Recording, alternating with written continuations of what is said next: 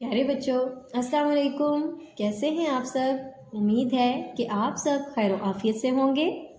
बाब चहारम सबक नंबर 3 पड़ोसियों से अच्छा सलूक करना के मशकी सवाल हम कर रहे हैं।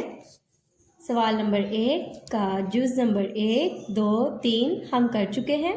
आज हम जुज़ नंबर 4 और 5 अपनी कॉपी पर करते हैं। आइए सबसे पहले स्केच रेडी करते हैं।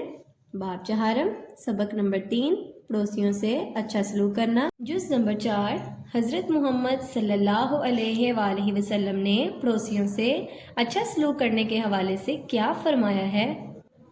जैसा कि हमने सबक में पढ़ा, आप सल्लल्लाहु अलैहि वसल्लम का फरमान है, जो अल्लाह और यौम आखिरत पर ईमान रखता हो उसे चाहिए कि वो अपने पड़ोसी से अच्छा सलूक करे। इसका जवाब हम इस तरह लिखते हैं। आप सल्लल्लाहु अलैहि वसल्लम का फरमान है, जो अल्लाह और यौम आखिरत पर ईमान रखता हो उसे चाहिए कि वो अपने पड़ोसी से अच्छा सलूक करे। जुज़ नंबर 5 पड़ोसियों से अच्छा सलूक करने के क्या फ़ायदे हैं।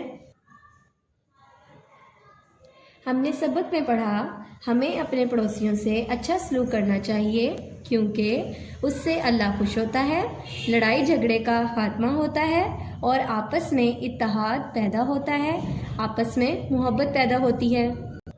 इसका जवाब हम इस तरह लिखते हैं। नंबर 1 पड़ोसियों से अच्छा सलूक करने से अल्लाह खुश होता है। नंबर 2 लड़ाई झगड़े का खात्मा होता है। नंबर 3 आपस में मोहब्बत पैदा होती है।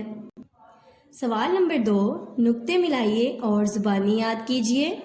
प्यारे बच्चों, ये आप सल्लल्लाहु अलैहि वसल्लम का फरमान है, जो अल्लाह और यौम आखिरत पर ईमान रखता हो उसे चाहिए कि वो अपने पड़ोसी से अच्छा सलूक करे। आपने भी इसी तरह नुक्ते मिलाते हुए खुशखती से लिखना और ज़ुबानी याद करना है। बाब चहारम सबक नंबर 3 पड़ोसियों से अच्छा सलूक करना के मशकी सवाल हम कर रहे थे। जुज़ नंबर 4, 5 हम अपनी कॉपी पर कर चुके हैं।